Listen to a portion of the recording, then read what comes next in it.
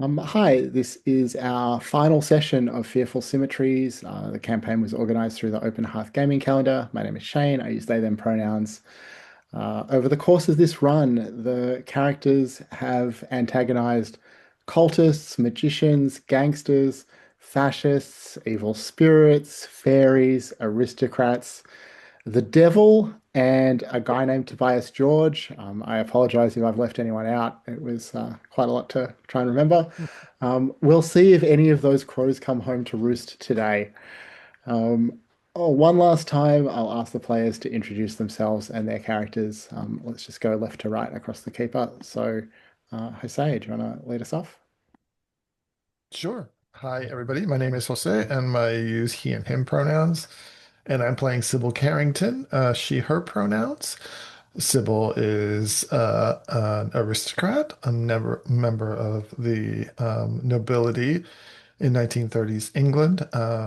And she has been exploring and dabbling in magic since being initiated by Lizzie Weiberg and joining this esteemed crew of aspiring musicians. I don't know how esteemed we are. Most recently, she has discovered that there is a trap being set for her by folks that seem to be associated with the children of the Leviathan. Um, and um, and that her uncle, the Baron, has offered her up as some kind of a sacrifice to these shady characters, and she is feeling particularly peeved about that, and may lash out in unreasonable ways towards miscellaneous other folks during this episode. Interesting. Normally she's quite collected, but maybe not today. Okay. Thank you very much. Stephen? Hey there, I'm Steven, he, they, and I'm playing Owen, he, him. Trying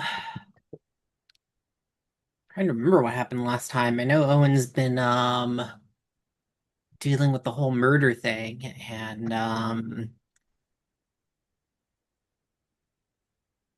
right, we had a whole thing where I intimidated uh Jack's friend.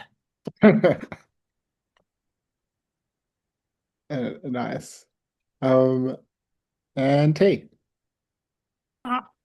I'm T, she, her, and I'm playing George Bennett, Yeah. also she, her. Yeah.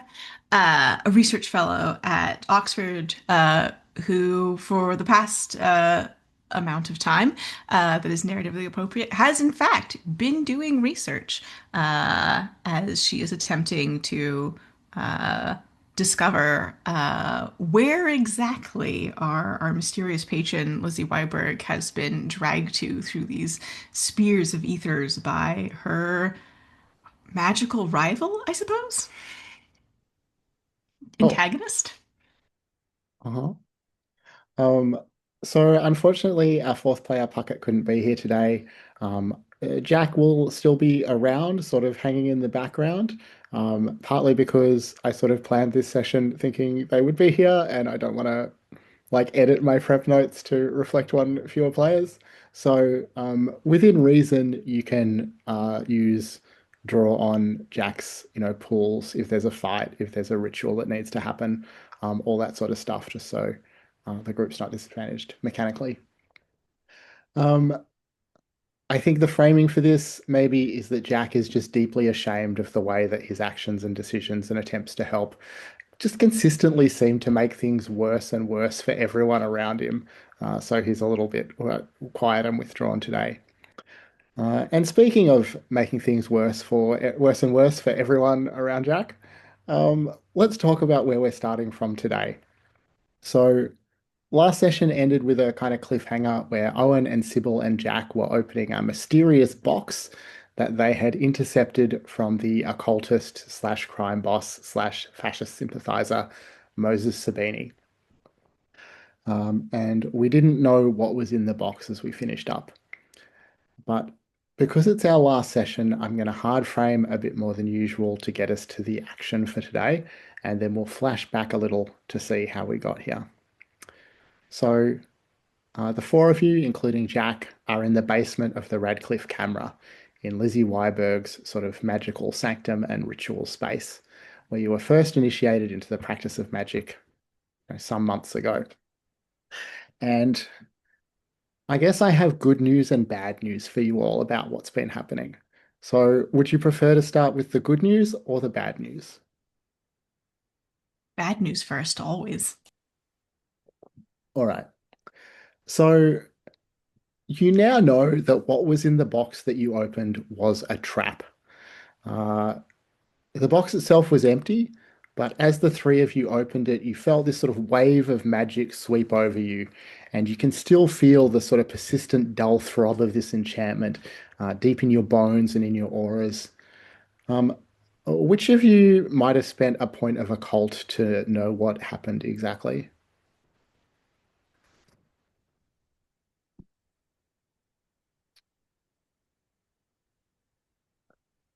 Oh, is I it can you, do Okay. that. Nicholas? Yeah, I don't have a point of occult, so All right. I've got a point of a cult. Okay, so you recognize this, what's just happened, or what had happened to you. It's an effect called the Night Mark, and it's something like the mystical equivalent of the die packs that banks put in amongst their cash to deter robbers and to mark robbers who might be fool enough to steal from them.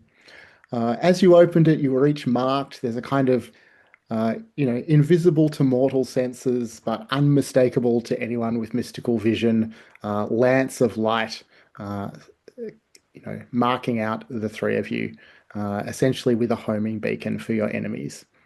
Uh, Fortunately, it doesn't last forever. As the name suggests, the night mark only lasts until dawn. So if you can make it through till morning, the effect will fade and you'll be relatively safe. But until then, anyone with mystical vision will be able to sense where you are, and the night mark can also sort of attract the attention of, malign spirits or wandering monsters that might be in the area or a nearby plane of existence. So that's the bad news. The good news is that being marked in this way allowed Lizzie Weiberg to contact you, to reach out to you, and to get a message to you. And so now you know exactly where she is in the aethers. Uh, she's still locked in mystical battle with Nanny Rut. She only manifested briefly, just this sort of momentary psychic flash, begging you to come and help her. But it was enough for you to locate her, which was a key part of finding her or being able to travel to her. And George has discovered a ritual that will let your spirits travel into the aethers to try and find and help her. The ritual is linked to phases of the moon, so it must be performed tonight unless you're going to wait, another month to go back there. And so that essentially is where we're starting. You think that the mystical defenses of the Radcliffe camera, ritual space may help to dim the effect of the night mark somewhat, but there is still real danger that your enemies may be able to find you here. On the other hand, Lizzie Weiberg's message made it seem urgent to find her soon.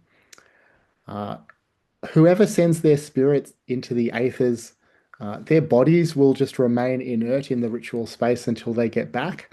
If those bodies are moved or damaged, the spirits may not be able to find their way back inside when the spell ends. I wanted to give you all a preparedness pool of 3 points just to reflect any, plans or supplies or anything like that that you picked up on your way to get here for this ritual. And George, if you haven't, you should refresh your abilities because you weren't here last time when everyone else did. So as we start, it is midnight. You're in the basement of the Radcliffe camera. It's what, 6, 7 hours till dawn.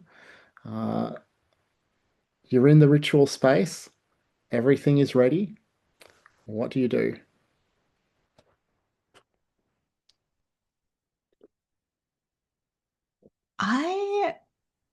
wonder if Myrna might be willing to help guard our bodies. Um, okay. Interesting. So I think at this point, Miana is very substantially monstrous, and Mhm. three of your companions are marked out with an effect that arouses the hostility of monsters. So Ah, alas. you can give it a try, but there are some risks associated with that strategy.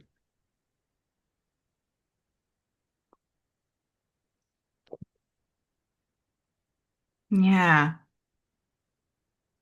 And she may not feel entirely charitable towards Jack regardless. So, uh, It's yeah, true. maybe George gets Myrna uh, a nice novel to keep her mind off stuff. All right. Myrna is looking very well down the track of becoming a hell beast herself. I'm not sure that she's going to do much with that novel, but it's a nice thought. Um, if you'd like, we could just set up that Jack will remain behind to protect your bodies, while the three of you travel into the aethers. Um, obviously, there are some risks associated with trusting Jack with a task, but I guess there are some risks associated with every approach to the situation.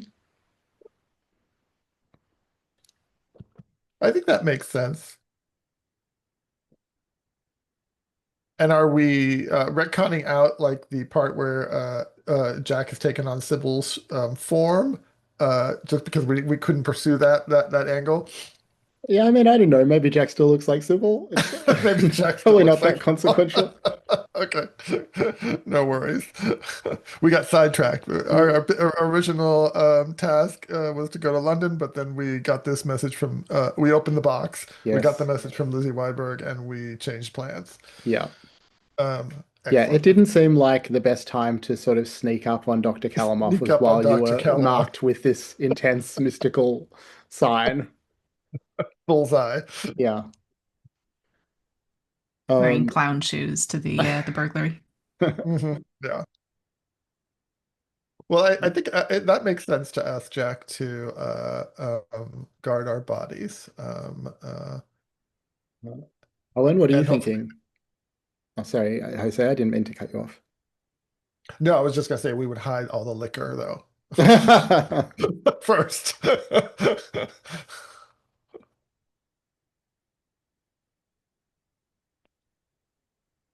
Owen, what do you think about I that mean, plan? is do you really think hiding the liquor is going to keep it safe from Jack?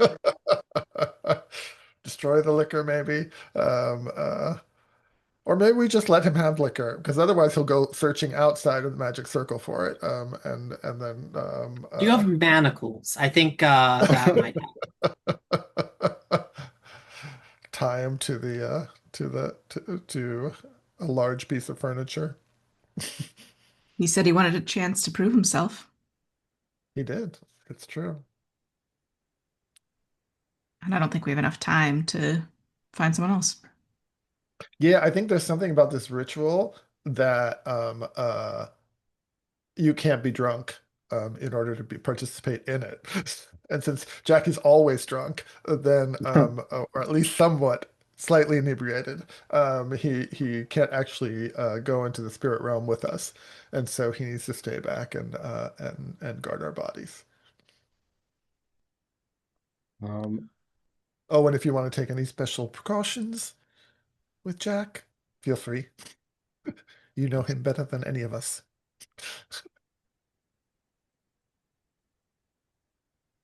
I mean, I made my suggestion.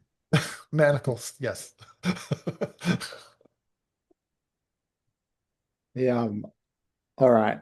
So I think that what we're doing is Jack with a revolver and hopefully not too much hard liquor is going to guard the basement. Oh, And I do not give a Jack a revolver. like, what is the practical George intention in might. terms of how he's going to George defend your might. bodies? Yeah, I think George might George give gives him him paparazzi. Okay, yeah, her brother's service revolver. nice. Yeah. All right. Um, well, let's talk about this ritual. So I added it to the spells tab. It's the spell is called the Call of the 30 Aethers. It has a cost. We'll just talk about the cost and the opposition for the actual version that you're using, because you can use this to travel to any of the Aethers. But the cost is 14 will or composure or both to just to cast the spell. The opposition is a pool of 16 inertia to reach the plane or the Aether where Lizzie is.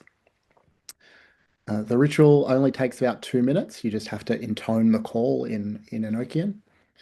Um, and because of the innate connection between your spirit guides and the Aethers, they can also help the magician, just as other player characters can help by, offering points towards the spell. Um, who will lead the ritual? Is it going to be George since you found it? I think it makes sense. Um, Doesn't George have the highest magic rating too, I believe? Not sure. I believe Yeah, I think that's so. true. Yeah. Does the I'm magic rating gonna. remove like difficulty? I can't remember what it does. So the magic points can be spent 1 for 2 to replace will in any magical effect. Does that make sense? Yeah, but I was thinking there's a little chart about magic ratings and Yes. difficulty I always forget rating. this rule because we haven't really had a chance to use it. Yeah, Um, there's down in yes, row increased skill. 47. The difficulty decreases.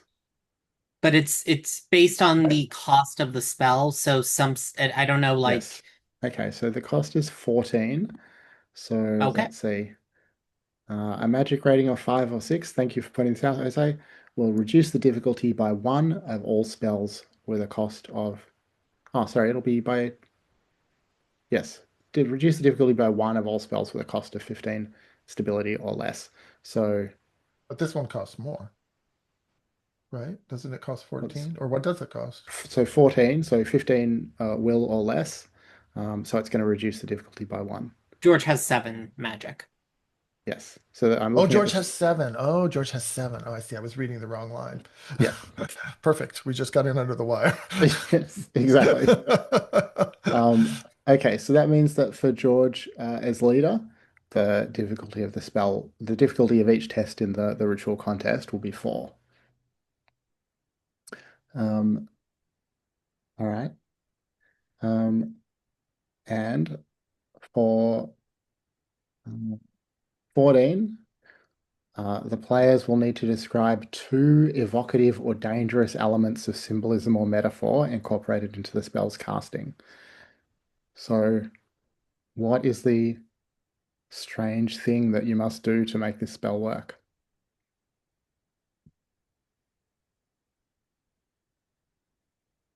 So it's Think. Enochian, right?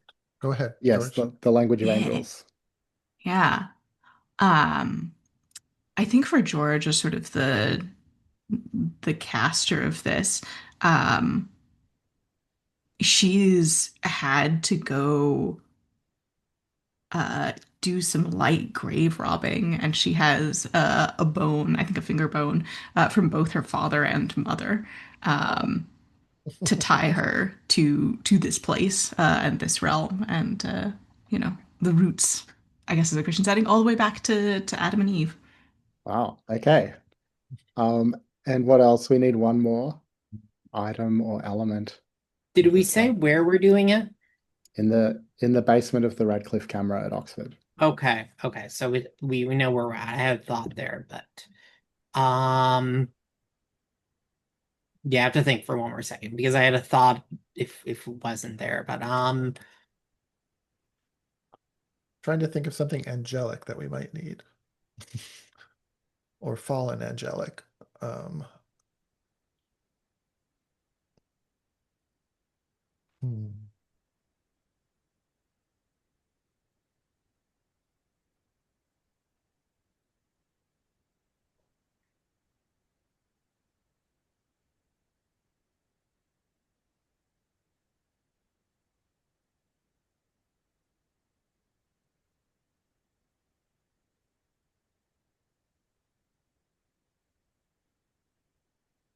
maybe this is the thought I was having.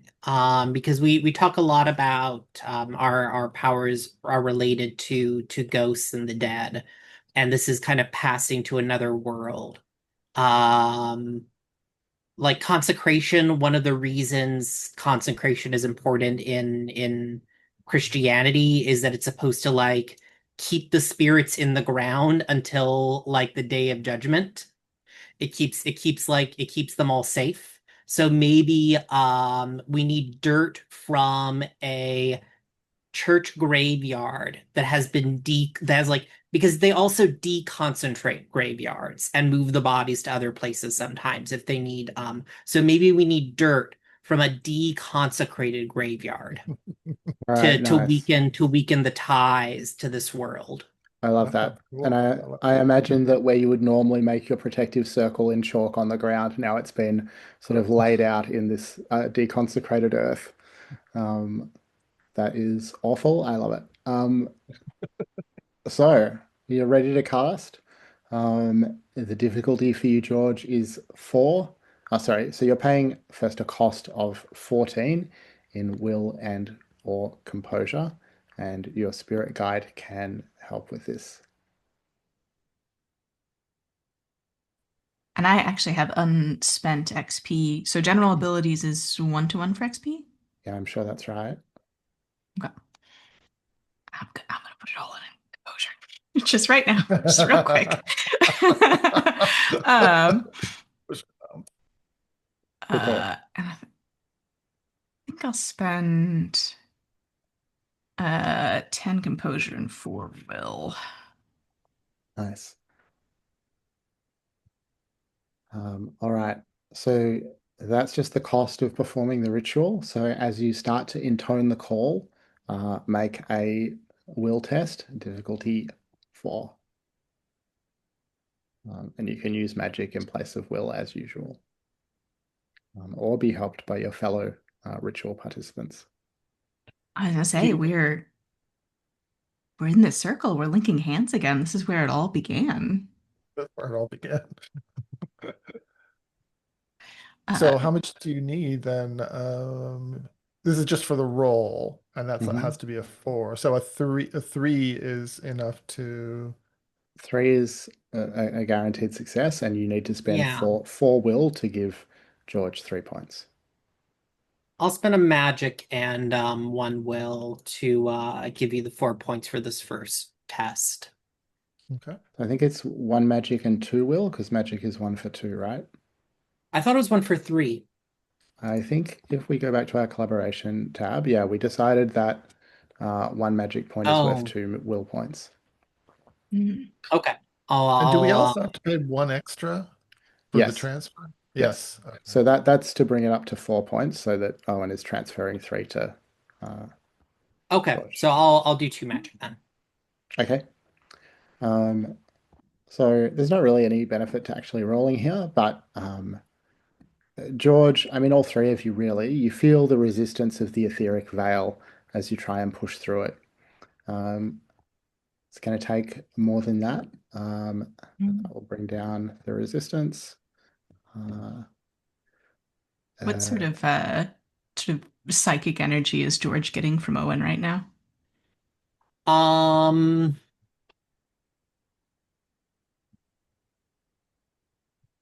I think it's that because I think it is that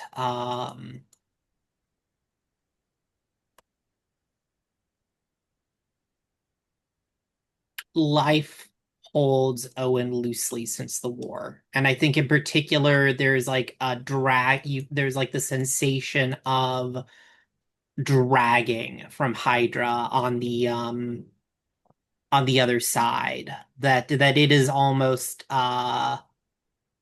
like a sea beast dragging us down into the depths of the aether.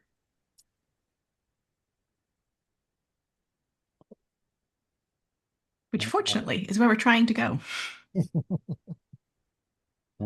so make another test. Maybe Owen is gonna, sorry, maybe Sybil will contribute to this one. Sure. Yeah. Um, 4 points of So, will or some combination of will and magic. so if I do 2 points of magic, does that do it? Yes, that will Okay. be another success for Yeah. George.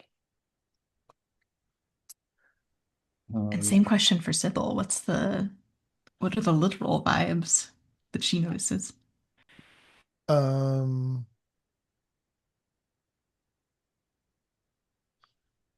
what are the vibes that Sybil would be?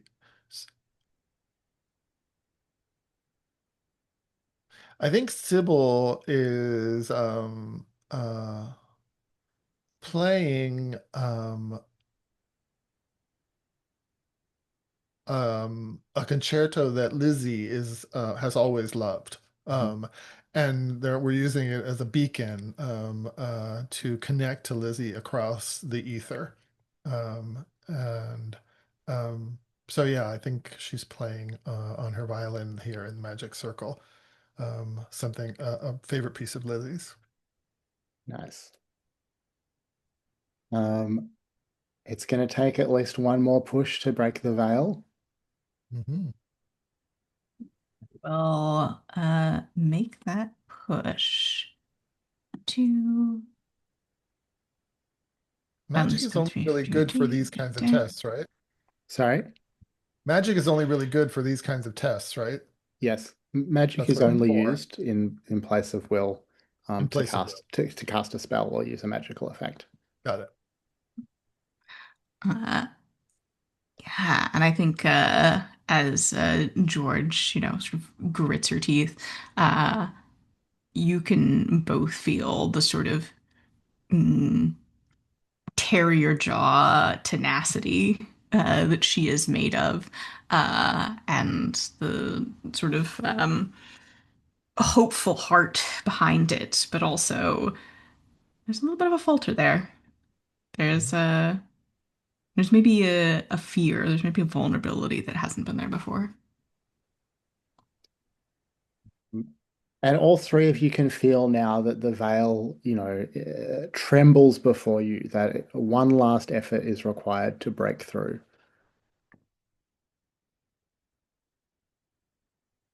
I can spend down my last two magic. All right. Um, and in that moment of connection, you'll feel this unfamiliar fear in George. Do you react?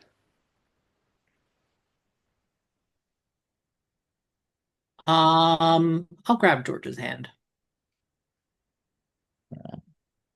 She Give squeezes your her a fingers nod. back gratefully.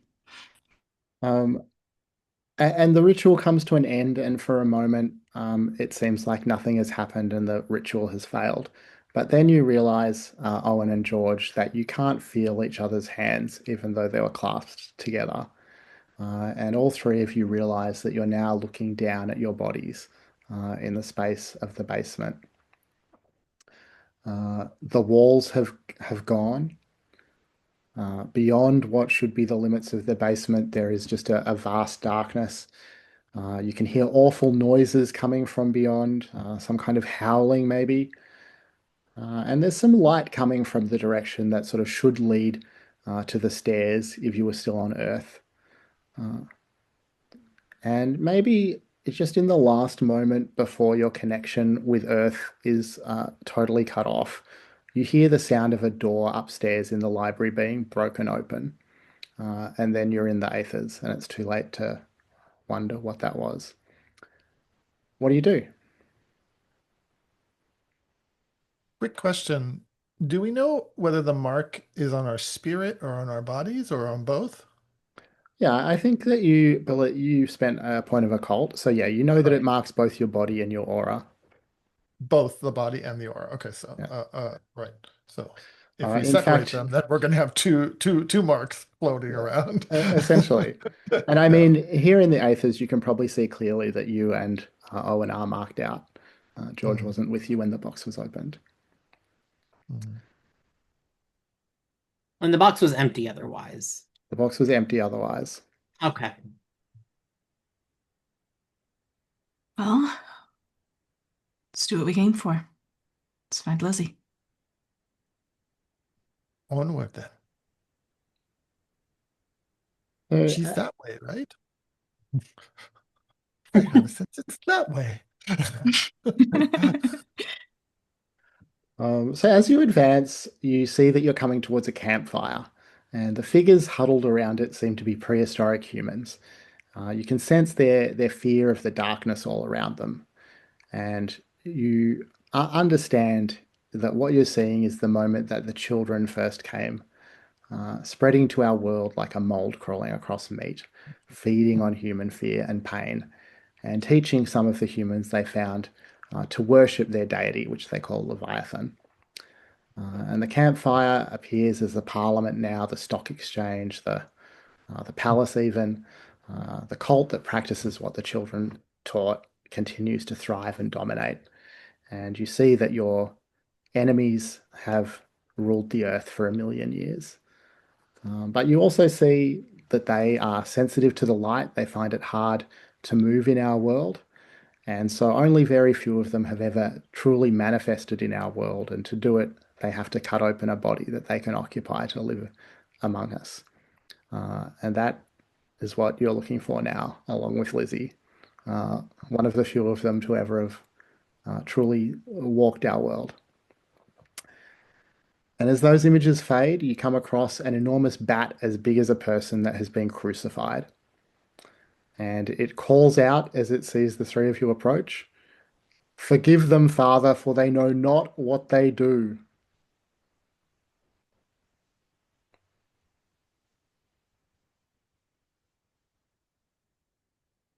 What do you do? I think we have a fairly good idea about what we're doing.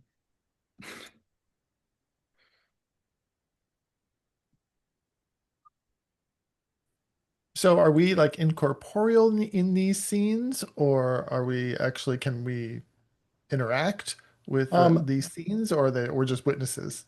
well, you can interact with them. I guess you'll have to experiment and find out what the bounds of your sort of incorporeality or your ability to affect things is. I mean, I Uh, guess I'll jab the guy with my walking stick. Hmm. Yeah, okay. I think that yeah, you're tangible enough to interact with things here. mhm. It will let out a sort of groan and it will say, "I am not the God of your fathers."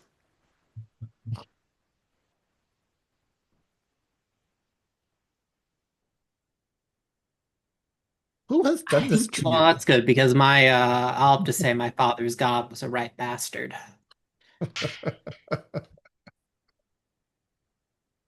It looks down at you and says, "As above, so below." ouch.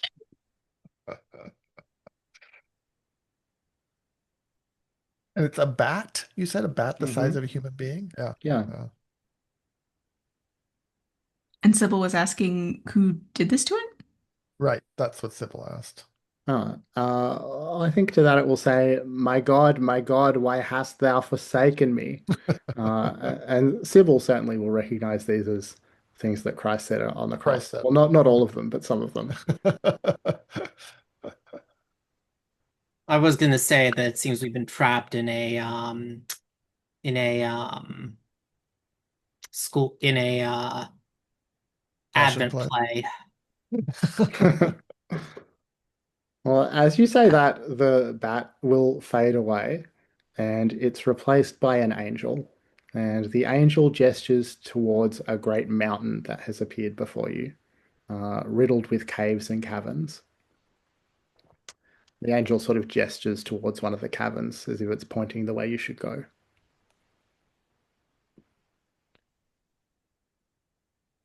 So do we follow the angel, or do we search for Lizzie? I'm confused. George, what do we do? I mean, I don't have any other waypointers just at the moment.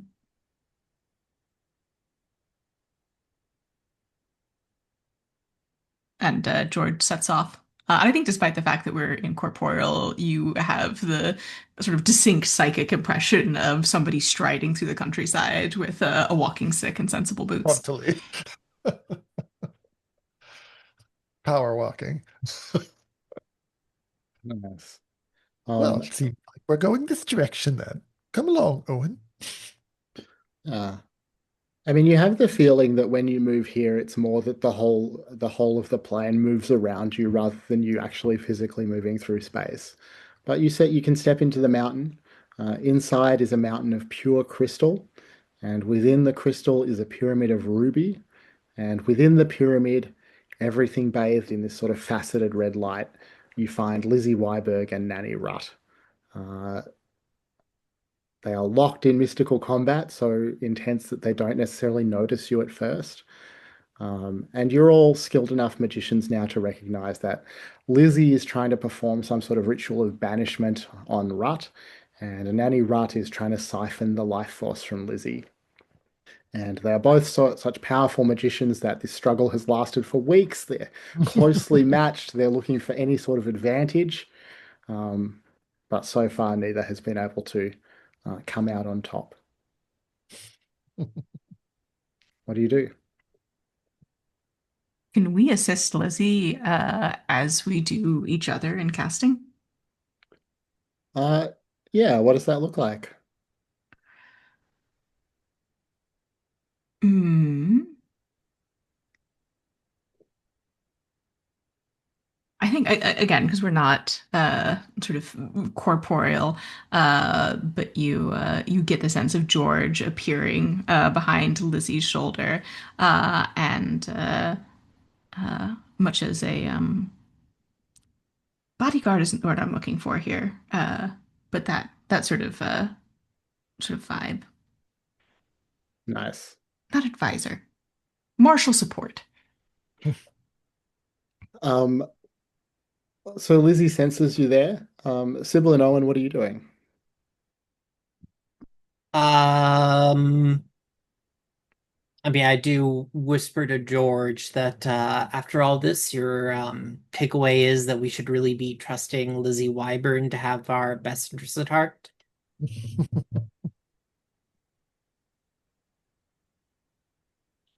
I trust her a hell of a lot further than I trust the Fae. So I suppose I can't argue with that. What do I need to do to have a rifle with me? You can have a rifle with you. I am happy for you to have brought a rifle. Okay. Or the sort of Um, discorporate spirit of a rifle. yeah, I'm gonna like because I'm not the will. I'm one of like George and Sybil are the magic people in the group. That's not my forte. I'm gonna Right. figure out who or what I need to shoot here. All right. So I mean, you're not going to be able to shoot bullets here, but I certainly buy that you can use the rifle as a focus for your will in some way to, inflict magical damage. Um, Sybil, what are you doing? I think Sybil is going to join the fray. Hmm. She hasn't really dirtied her hands just yet. She won't be using a rifle though. But I think an attack on Rut, on Nanny Rut, to try to distract her. And even though Vesper is a, a physical thing, I imagine it has a magical presence as well that she Hmm. can Yeah, somehow for draw sure. on from this place, her bond with it. Um, uh, so, and I think she's trying to disrupt Nanny Rut's concentration on the draining spell. Hmm. Um, and so what that sounds like is this cacophony of dissonance that Sybil is summoning with around Nanny Rut. All right. Nice. So as the three of you move into position and Weiberg and Nanny Rutt both realize that you're here, Lizzie, for a moment, looks uh, very unhappy, and she calls out to the three of you, "Why did you come here? Go before it's too late." And Nanny Rutt will cackle and say, Weiberg, I brought your whelps here so I can break them before you. Uh, and for a Now that second, Nanny Rutt takes on the appearance that Lizzie Weiberg had in that flash of vision that identified this spot to bring you here. Um, but let's see. now Um, that's not sporting at all. hmm. If only you'd been warned that a trap had been set for you. It was so vague, though. Could have been anything. All right. So, George, we'll start with you. So you want to give some points of will or magic to Lizzie. So she's going to be making difficulty five tests, just like most rituals. Do you want to send her 4 points of will sorry, 5 points of will to make that a guaranteed success? Yeah. Okay. And I will do that as wow, my brain just stopped being able to do math. Uh, 2 points of magic, 1 point of will. Yes, that would be five. Yes, that's right. Oh, thank you And for your and assistance. no problem. And what does that look like in the fiction? Um, yeah, I think there's something sort of younger, sort of more vital about George. I think you sort of get a sense of the more uh, athletic, studious student she was that caught the eye of an American heiress and the sort of glittering vitality she had that's been slowly, worn down in her various crusades. But you see a glimmer of it here, and just that set jaw. I'm doing what I think is right, and to hell with you if you don't. Uh, and it's just pure bloody mindedness.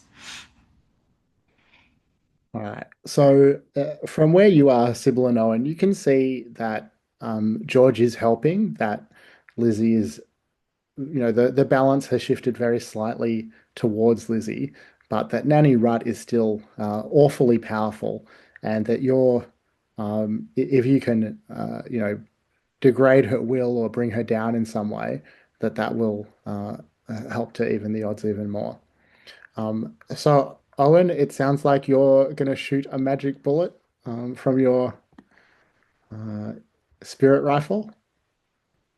Uh, yeah, would this still be a fight, or would I be using something else? So, I think that we're going to call it a fighting roll, but you need to put a point of will into it to make it work Okay, here. okay. Um, so, go ahead and roll for it. Is this just 4? DC 4, that's right. Yeah, and regular non-magic is still 1 to 3, right? Yes. Okay. Um, I'll spend a point of violence and 2 points of fighting here. Okay. Well, go ahead and roll.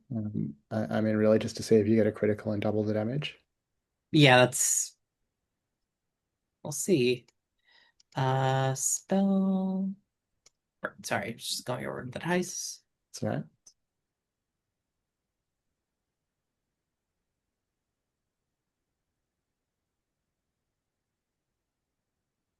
Oh well. 8.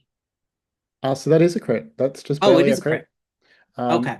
so um, so it's 2d6, take highest, and you'll double the result.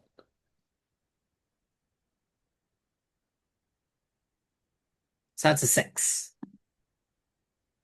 All right. Nice. Um, you definitely have Nanny Rutt's attention.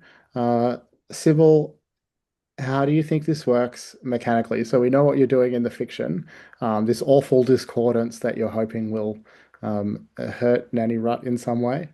Yeah, and Um, I think we haven't seen Sybil fight just yet. And there's mhm, something she's exasperated by this whole trap thing situation.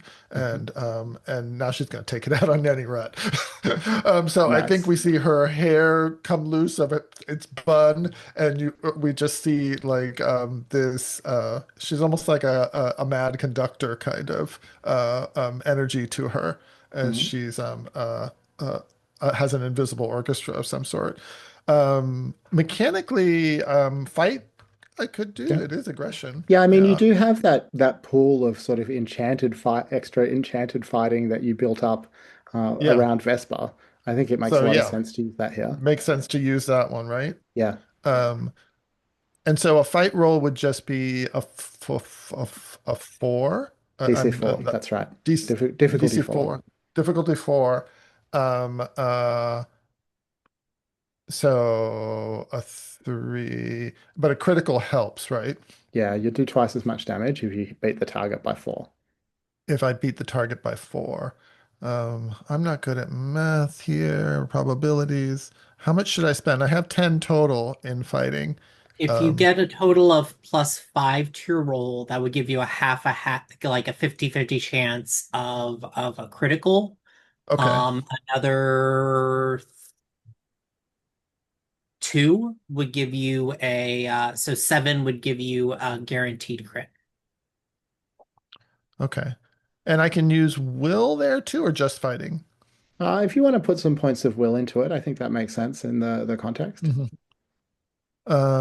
Yeah. Well, how about I just use the charge that I built up in Vesper, the 5 points Nice. from that, and we'll see how that goes. And so I will take then this down to five, and I roll just a six-sided dice, right? Hmm. I left that witch dice somewhere. Here it is.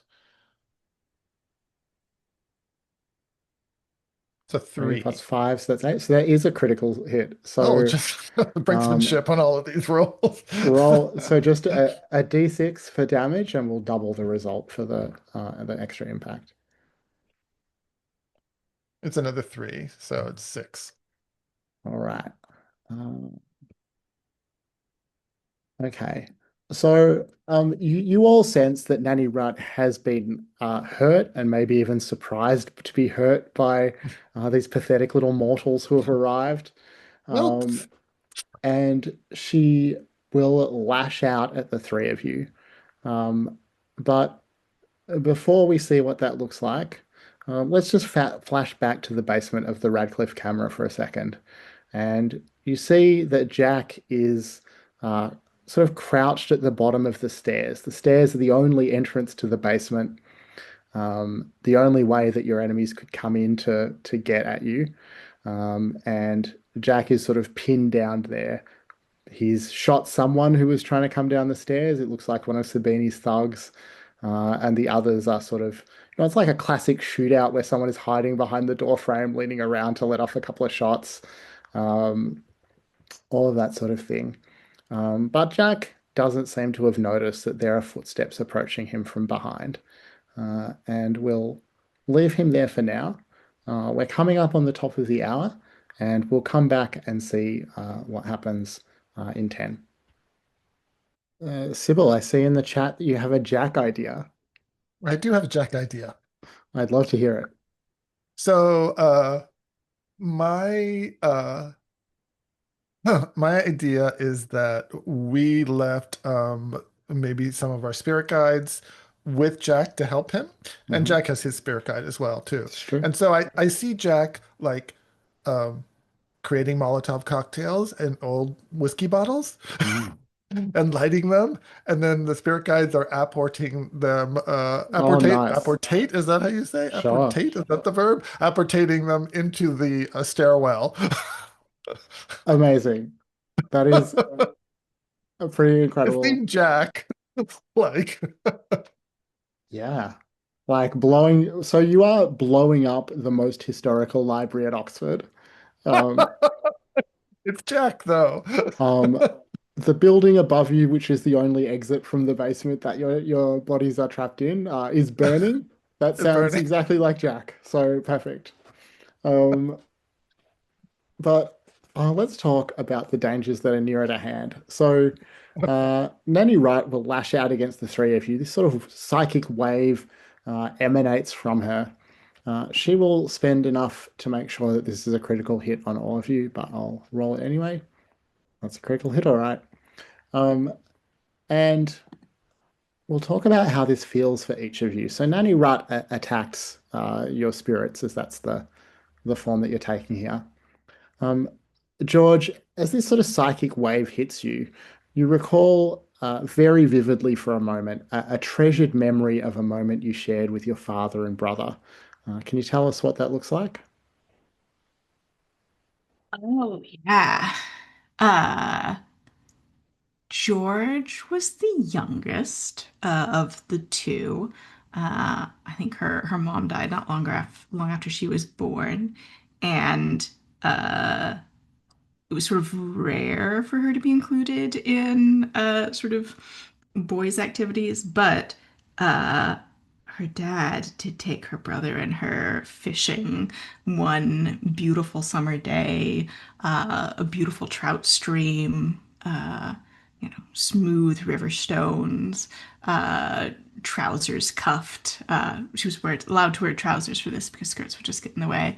Uh, and yeah, she'll always remember the sort of dancing of midges and the soft afternoon light and the feeling of casting a rod. Well, she might have thought she would always remember that, but that memory has just been torn away.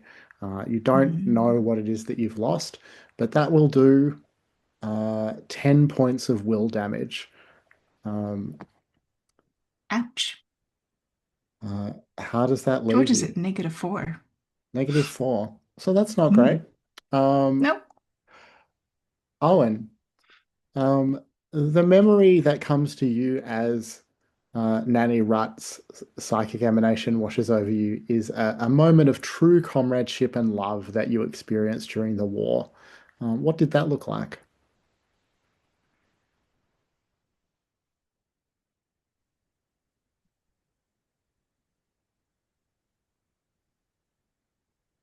I think it was the moment where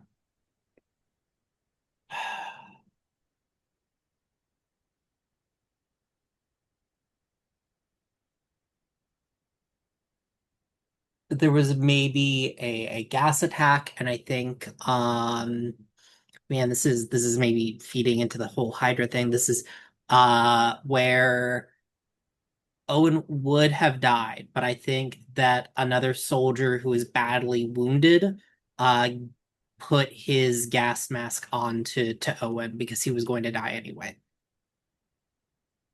Wow. A memory that you've treasured. It's gone now, and that's going to do 12 points of will damage. Okay. How does that land you? That puts me into the negative.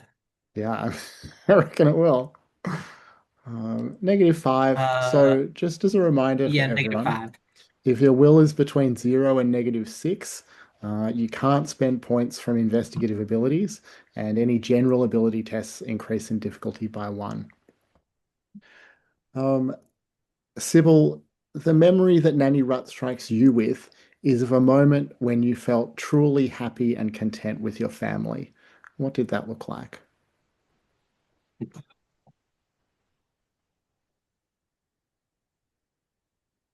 Um,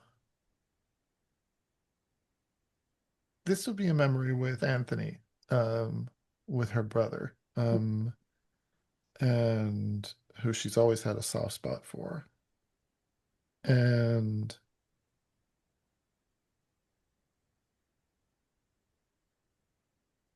I'm picturing them, the two of them actually escaping from some dreary social obligation and running uh, into the forest outside of their estate and climbing trees and hiding from the adults and giggling to one another, and when the maidservants come looking for them, and hiding in the trees. Nice. The memory isn't taken from you, it doesn't fade. It's just a strong sense that you could be with your family now. You could go back to where you belong and enjoy the privileges and comfort of your station. Ouch. Um, George, are you going to keep trying to help Lizzie with her magic? Wait, did I take will damage? No. Oh, I didn't. Oh, okay. All right. So does it feel I like a violation what Nanny did to me, or what does it feel Well, like for that's Sybil? for you to decide. Okay, so it just feels okay, like some kind of temptation. Okay. Mhm. Well, how does it feel, Sybil?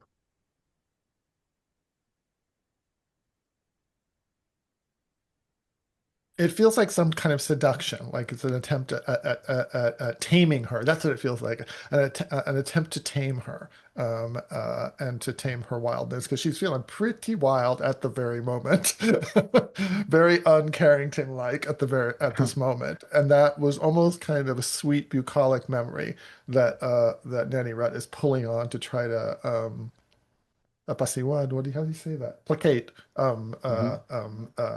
um, Sybil. Nice. Uh, George, what do you do? Yeah, I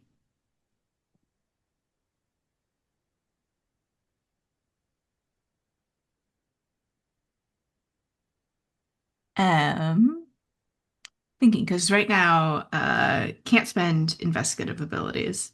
Hmm. Uh, and if this is purely magical help, I don't know that she has the power of presence to help with it. I mean, you can spend will even when it's below zero. Mhm. Can't you use composure for some will things? Uh, for some, but not to aid in a magic effect.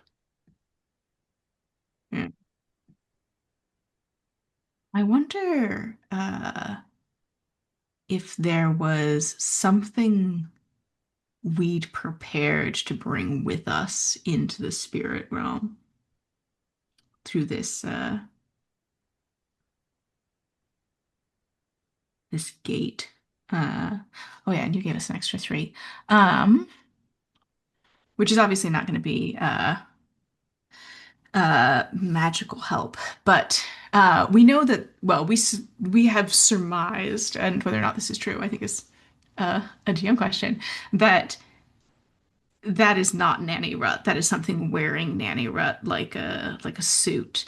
Um, and I wonder if George has something she's brought with her to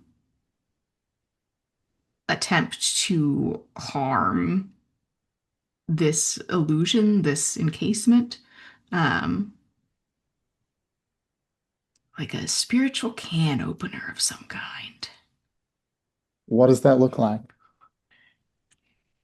Yeah, I'm open for pitches. It's like a breaking, uh, we're doing sort of spiritualism stuff, so something spooky.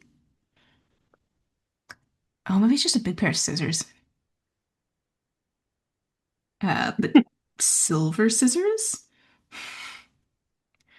uh, that have been Garden prepared with some sort shears. of, yeah.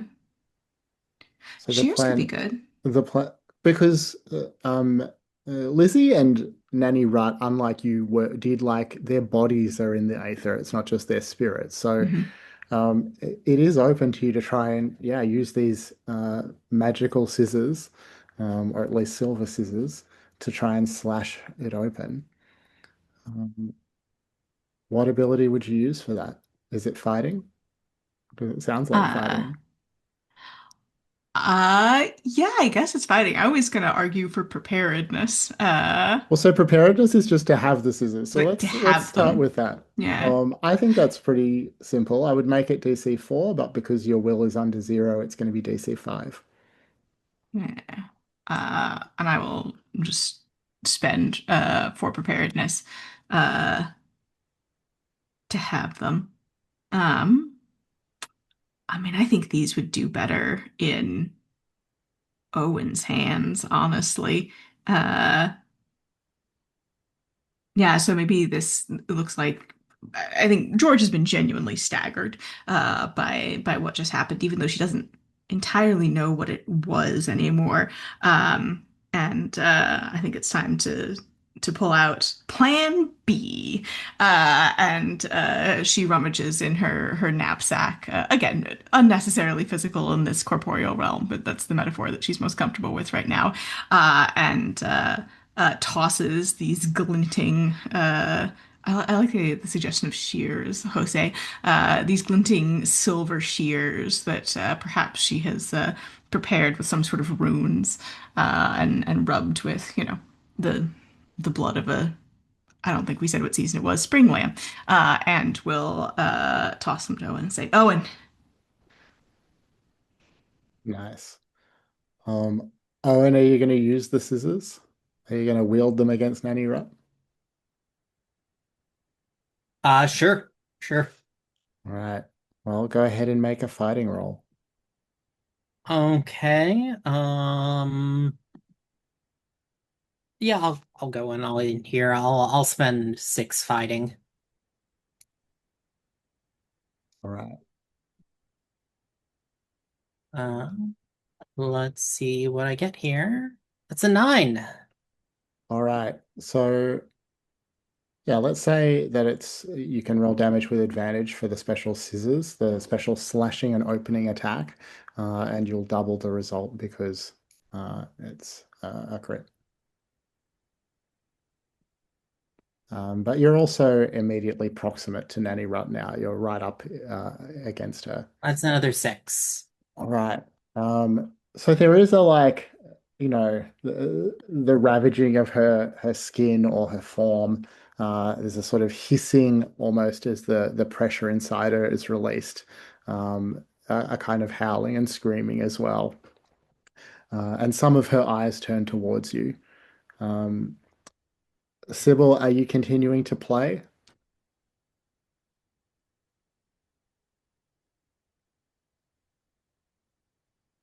Yes, but now she's somehow weaving the howls of Nanny Rut against her, Oh, interesting. and amplifying them somehow, reverb kind of. Um, uh, but yeah, continuing to, and now she's really pissed off. You think you can tame me, witch? And then she's just gonna go for it. And let's see what I can do. That's a fight roll, right? Yeah.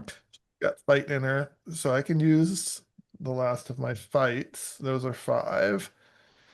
And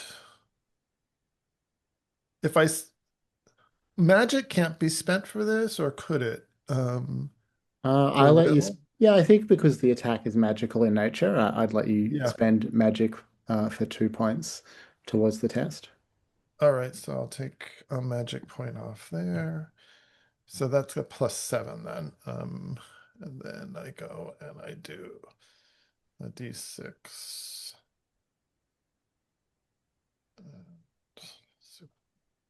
Right. 10. All right. So rolling damage 2d6, and we'll double the highest result. Mm. 4 So times that's 4 is 8. 8. Nice. Um, all right. So well, hang on. Yeah, let's see what Nanny Rut does. So Okay. Nanny Rut will not lash out at you again because she is very unhappy with what Owen just did. Um, So rather than attack directly again, she will use her ability to dispel Owen's spirit. So, Owen, your spirit is returned to your body in the basement of the Radcliffe camera. You can smell smoke and burning. You can see Jack sort of pinned down in this gunfight at the bottom of the stairs. And you can see that Sybil and George, their bodies still seem inert. You assume their spirits are still back with Nanny Rutt, but you can't help them directly anymore.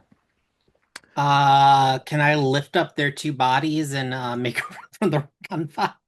Well, you were told that moving their bodies could make it Oh, hard okay. for their spirits to Hmm. return. All right.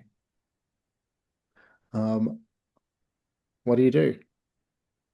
So, I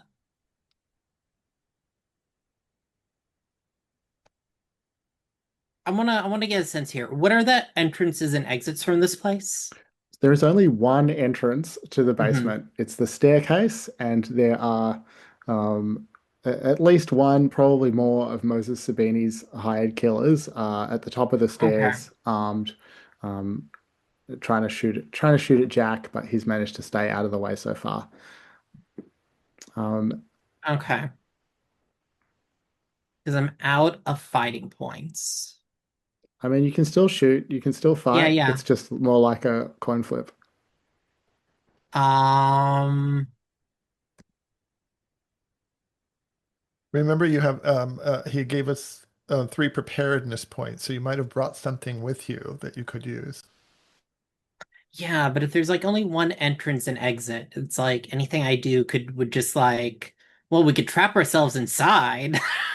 Like, um, I mean, you could establish that you set traps upstairs or something like that. okay. I can Um, come back to you as well. Maybe we'll do that. sure, sure. All right. Um, so, where were we? So, Nanny Rutt has like faltered for a moment in taking the time to dispel Owen's spirit. I guess you both hope that Owen was just sent back to Earth and that she didn't just erase him from existence. Um, what are you going to do? George, what do you do? So you gave the scissors to Owen and now Owen's gone. I mean, job's not done, is it? And I think George will dart forward and did Owen are the scissors just on the ground or did I mean, there's no Owen take them ground with him? here. I think the scissors are Okay. gone. Okay. Yeah.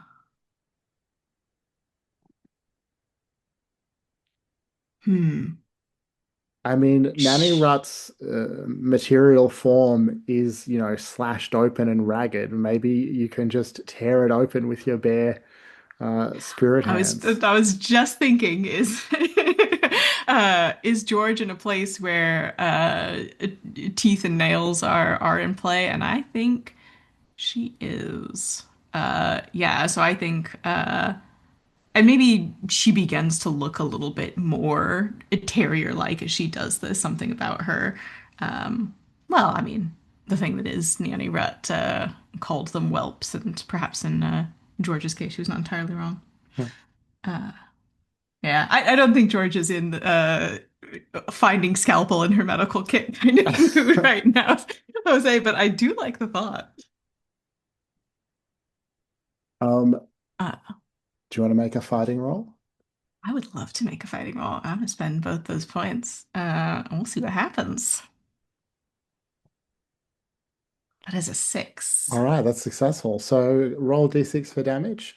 You're tearing open the form that Nanny Rutt has worn all these many years.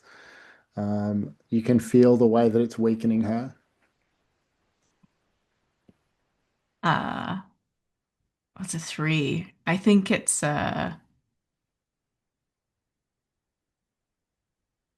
yeah, there's nothing surgical or clean about this. It is you know, perhaps something the very early humans we saw earlier would recognize. I mean, you can both of you in the plane can see that it's as if Lizzie Weiberg is growing larger while Nanny Rutt diminishes in size. She's not defeated, but it's certainly working what you're all doing. Mhm. Sybil, are you still playing?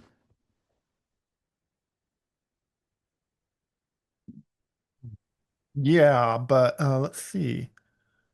So I think Sybil, when Owen disappears, Sybil lets out a shriek because I think she assumes, because what she sees is his spirit almost disperse, and she assumes that Nanny Rutt has somehow annihilated Owen.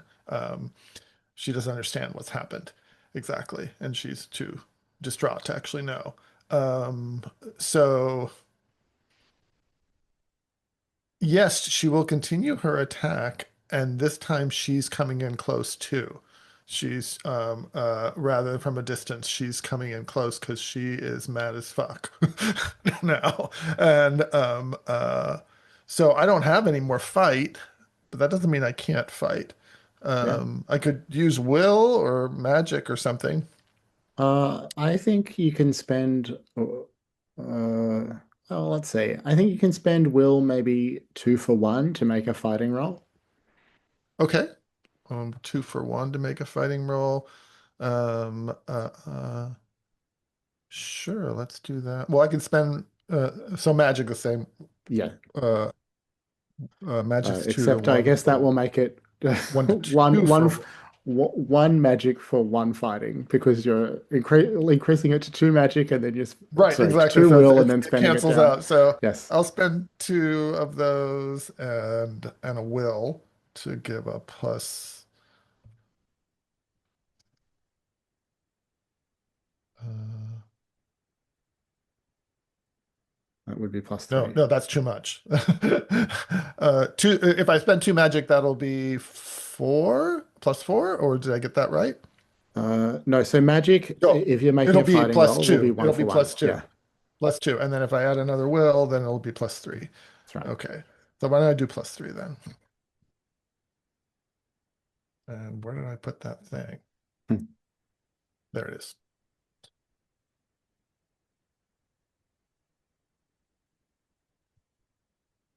So that's a six. Nice. And roll roll d6 for damage.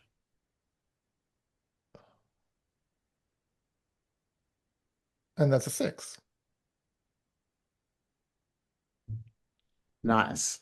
Um, let's see. Owen, back on Earth. What do you do? Yep, I have a thought now. So we're in the basement, right? Hmm. Okay. I'm going to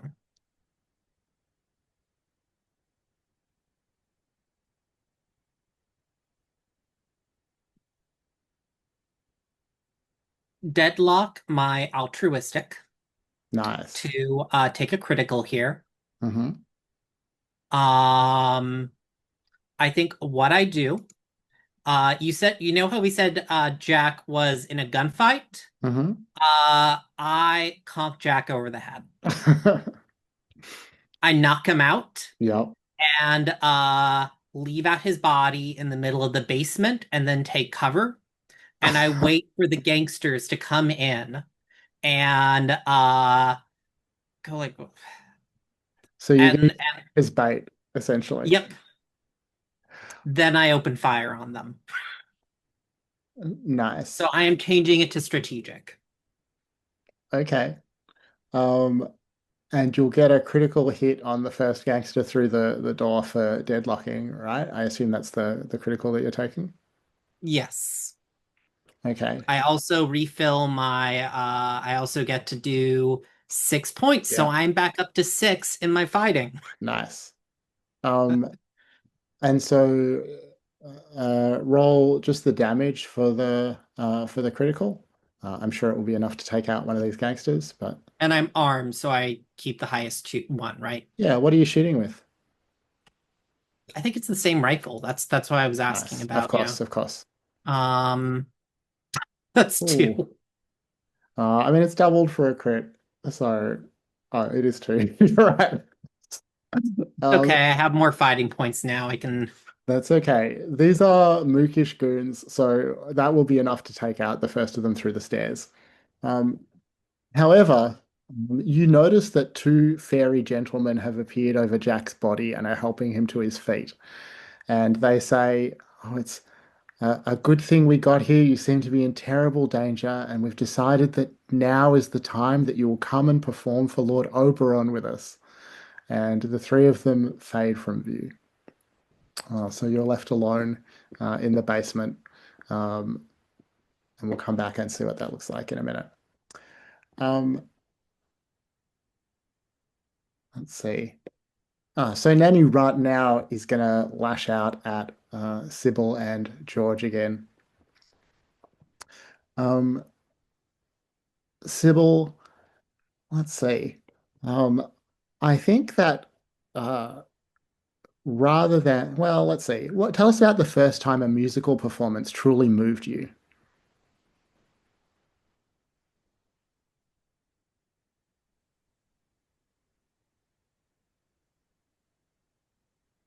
The first time a musical performance truly moved her. Um,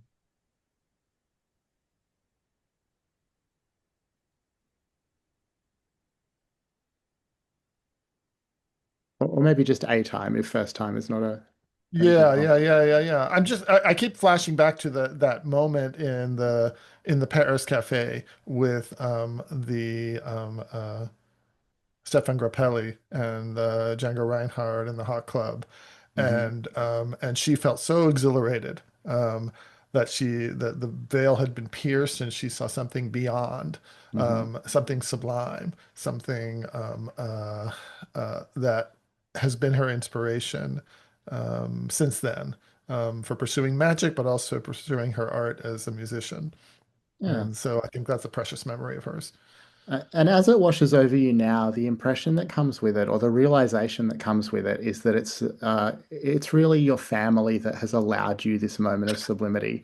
The wealth and power that you wield, is what allows you to get so close to what's true and real in the world. It doesn't cause you any harm. Um, but George, tell us about the moment you caught the eye of that American heiress. Ooh. Yeah. Uh, I think George wrote, uh, and was, 'cause that usually happens very early in the morning, and was coming back from rowing, walking across campus, and saw. I think was in a group of rowers, sort of like laughing and joshing with each other and glowing from exertion, and saw yeah, a young woman, uh, button up boots stretched out in front of her. Why not actual blue stockings? Uh, Look up from her book under a tree, and their eyes met. And I think George, already flushed, flushed even harder and looked away. Nice. That memory is torn away from you, and it's painful. That is 6 points of will damage. It's -10 for our Cool. friend George. So will below -6. What are the rules for that? You're overwhelmed. The only actions you can take are panicked flight, frenzied attack on any perceived dangers. Otherwise, you freeze helplessly. If you do not receive comfort and support, you continue to lose one will every half hour. Um, Mhm. Luckily, it doesn't seem like you would survive that long, but Fortunately. um, certainly Such not luck. not a good time to be George. Sybil, you can see that George is in a bad way. What do you do? Sybil has lost it now. She is going to attack Nanny Rut physically. She's going to ram the bow Vesper's Mm. bow through Nanny Rut's chest, or that's her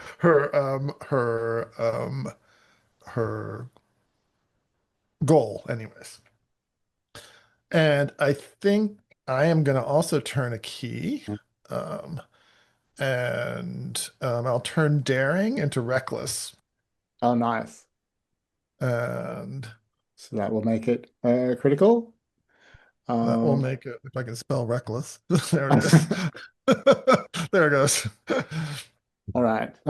So roll damage for us. So just 2d6 take highest. And we'll double it for the crit. Okay, one, two, highest. It's That five, is 10 points of damage. 10 Nice. points of damage. Um, I think that that will be enough that Lizzie Wyberg will succeed in her spell. And you sense, you know, the hole that you've torn open in Nanny Rutt's form is enough that Lizzie Wyberg can affect the spirit directly within it and banish it from this world, from this plane, from this collection of planes back to whatever terrible, darkened backwater of the cosmos the thing inside her comes from. Um, George, Lizzie Wyberg's not looking so great, but is okay. George, how do you look, or what are you doing? Yeah. Uh, I mean, this is a realm of sort of will and psyche. Uh,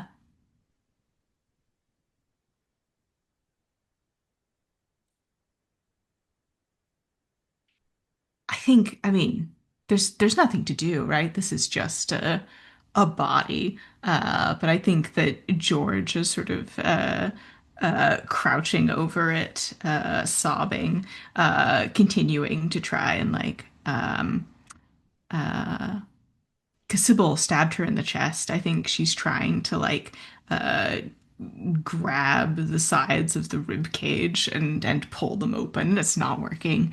Her fingers are too large and uh, she's just scrabbling. Um, Absolutely feral. Uh, Not understanding exactly what it is she's doing, but knowing that she has to keep doing this at any cost. Sybil, what do you do? So the image I got from your narration, or just to add to your narration, was when Sybil stabbed Nanny Rutt with the bow, and then Lizzie Wyberg did her thing. Sybil pulled the bow out or her hand out and got covered in this kind of black ichor Mm. that like the explosion of a pustule all over her. So she's covered in this strange black ichor. Her spirit is, let's put it that way. And it kind of shocks her out of her frenzy. And then she sees George there, and I think she's going to take George into her arms and try to calm George down. And I can do a comfort and support, right? Yeah. Um, So for every point of confidence support you spend, George will recover 2 points of will.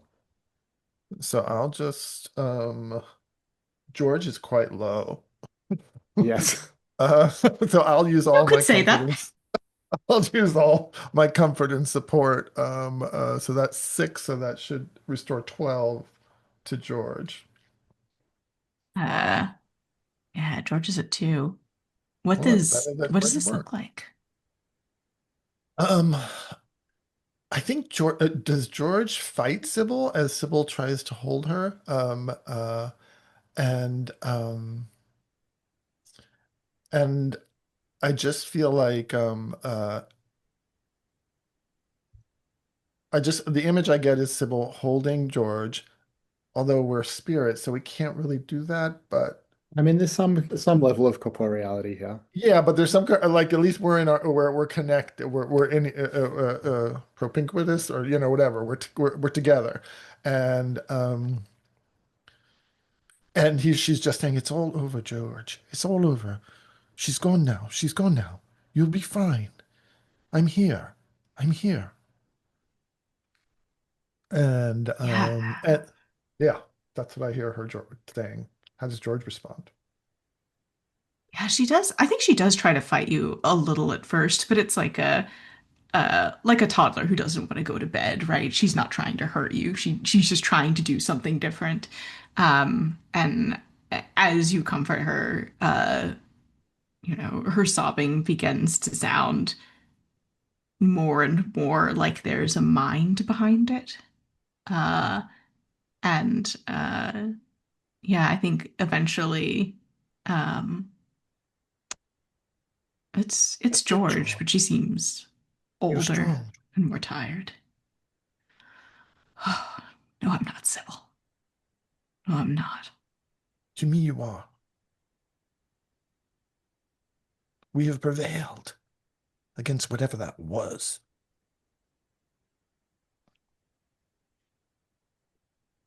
And you And she feel looks George up. just sort of shiver.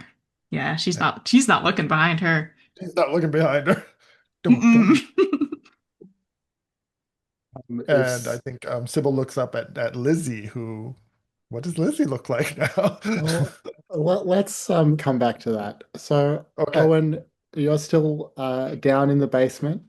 Um, the next time one of the hitters pops their head around, it's not to shoot as they have been, but now they have their own Molotov cocktail that he's brandishing, about to throw down and try and burn the basement. You've got one shot to try and take him out before he sets the basement on fire. What do you do? I'm gonna try to shoot the Molotov cocktail. Nice. So just a Uh, fighting roll. so so that is because I'm low on will. I am under. I It's a 5 difficulty, right? That's right. Okay, I'm gonna go all in. I'm gonna spend my 6. Nice. We'll see how this goes. Uh, okay. This. Oh, I'm still here as Valentine. Okay. Okay, that's just a 7, unfortunately. So no critical. All right. But I think, that will be enough to blow up the Molotov in his hand and take out that one goon. Um, the last of them, after all the rest are taken out, is just going to come running down the stairs towards you, shooting wildly. He will roll to hit, and he does hit. He will do. He's got a gun, so it's going to be D6 with advantage damage. That is 5 points of health damage. He Okay. hits you pretty good. Or maybe not that good, now that I see how high your starting health was. Um, are you going to Yeah, shoot I back? know. Owen is a beast. Of course. Owen, let's see.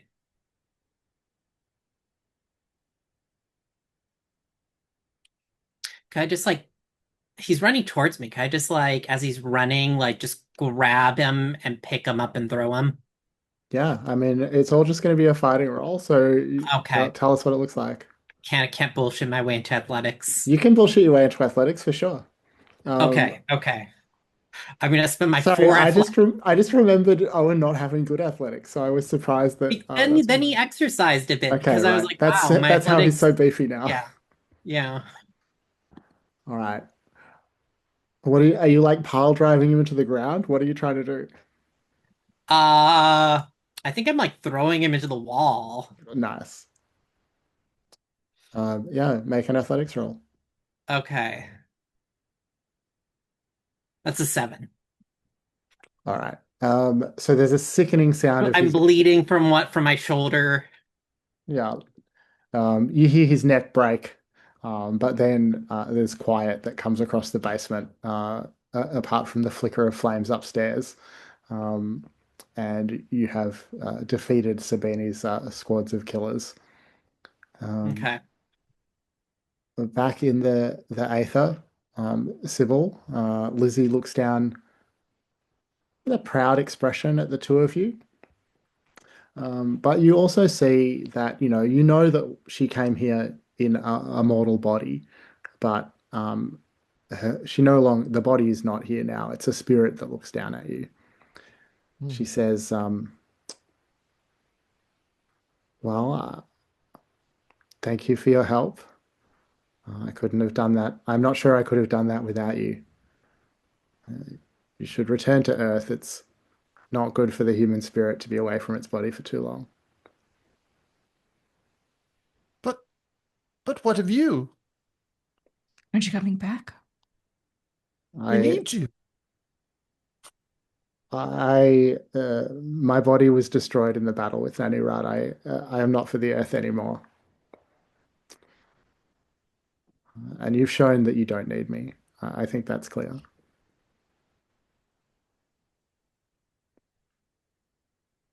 You will come visit sometime, won't you? Well, you know how to find me now if you need me, if you want my company. I'll watch over you. Uh, I have every confidence that you're on the right path. Lizzie, we have made many enemies. We will need your counsel. Well, I'm sure I warned you of the dangers of the magician's path, and that is the path you've chosen. Um, what wisdom I have, I will gladly share. George, we should go back. You're not well. George just looks stricken. Um, but she's also very used to losing people.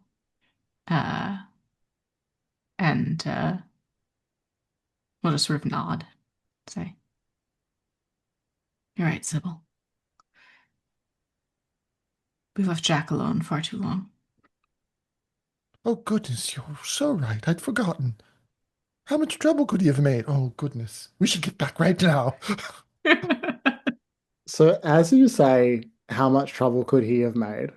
I think that what we see is like there's a flashback to Jack striking the bargain with the fairies, where they made him promise to perform at a time of their choosing. And we then see the performance that he's given, and that the time of their choosing is the year 1381. And he's playing for Lord Oberon in a medieval village, stranded and lost in time. Uh, and that will be the last we see of Jack for now, for today. Now. Um, all right. I think that it makes sense to go to epilogues here. You've dispelled the Nanny Rut thing. You've saved Lizzie. You've returned to the Earth and defeated the killers that were sent for you. And the sun's coming up, and the marks are fading. Um, do you want to have a scene together with the three of you to talk about, to reflect on what just happened, or do you just want to go to epilogues?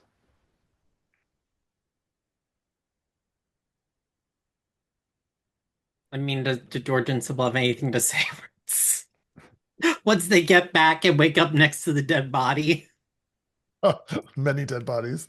They'll be like, "Where's Jack?" There's only like one dead body in the room, I should note. Right. Yeah, there's more bodies The that rest you'll are have to cluttering up the step stairs. over as you try and get out. Yeah. uh, I do just have the image of us getting back and waking up and looking at the flames and the dead bodies and saying, "Oh, it was Someone's putting out the fire upstairs. worse than I thought." real, was it Ahmed coming back with pizza vibes? I'm coming back with pizza. But I'm going to move to epilogue unless people want to do a scene. All right. It I think doesn't. I'm good to move to epilogues. Yeah. Uh, I think Owen does say, well, there are three dead bodies here and three of us. So that's easy enough division of labor. all right. So let's go to epilogues then Never and labor again. tell me what we see of each of the three of you in the future. And I guess we'll go left to right again. So Sybil, how about you first?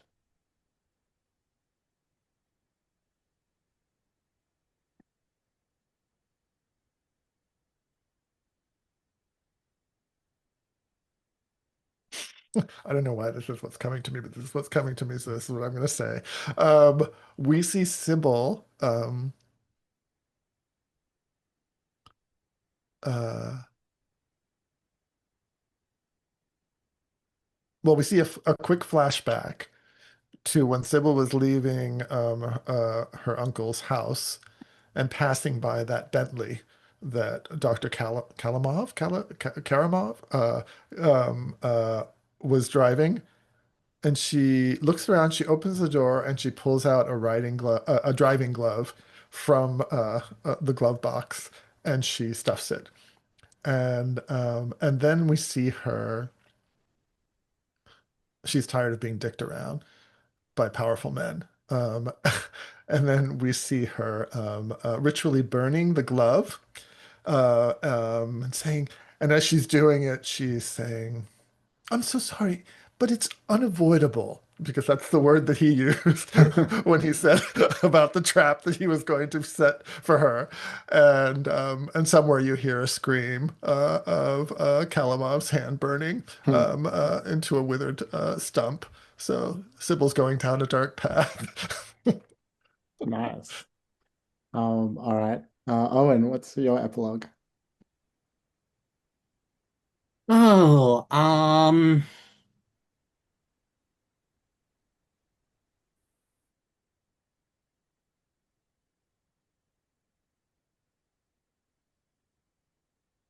I have to imagine that and we can adjust this if we want to come back and have him come back as a villain. I have to imagine that we're opening at I forget who is our gangster. Moses Sabini?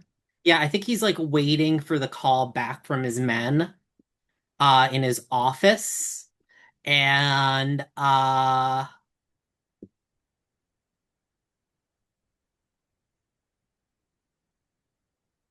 he like there's a finally the ring. He picks it up and is like talking into it like what's the news? You take care of it. And then nobody's answering. And finally Owen kicks down the door and shoots him in the head. Like because we Nice. have like we can't there that's I'm being strategic. There's strategic and uh deadly serious. Like he sent three people to kill us. I'm gonna send one of me to kill him. Nice. George, what about you? Yeah, I think George is extremely fired after setting, being there while the camera was a little light. Um, and I think this is sometime in the future. I think question mark how long, but not super long because it's definitely before World War II. And George is in a cottage in the countryside, and we see that she's coming back from fishing. She's got a fishing basket. She's got a rod over her shoulder, and she's got some trout for dinner. And in the garden of the cottage, sort of digging uh, something, maybe turning the compost pile. There is the hulking beast that Myrna has become, and George, tosses her a trout that she snaps out of the air, and Myrna will uh, sort of gesture with her shovel-like head towards the door, and uh, the post has been delivered, and there is a letter from Marjorie Odell because she and George have taken up a correspondence, and from the young vicar that she helped with his filing that he is still very bad at. And there is also an advanced copy of the latest copy of her walking guide. She started a series of walking guides to travel Britain and visit sites of mystical importance. And we see her sort of open it up and smile a little bit as she remembers cleaning the most recent node, and then goes in to have trout for dinner. Nice. That's awesome. That is the end of our series. I'm going to end the recording here and we'll just take some time for reflections. Um, Oops, how do I stop it? I can't find the stop button suddenly. What a great way to end the series.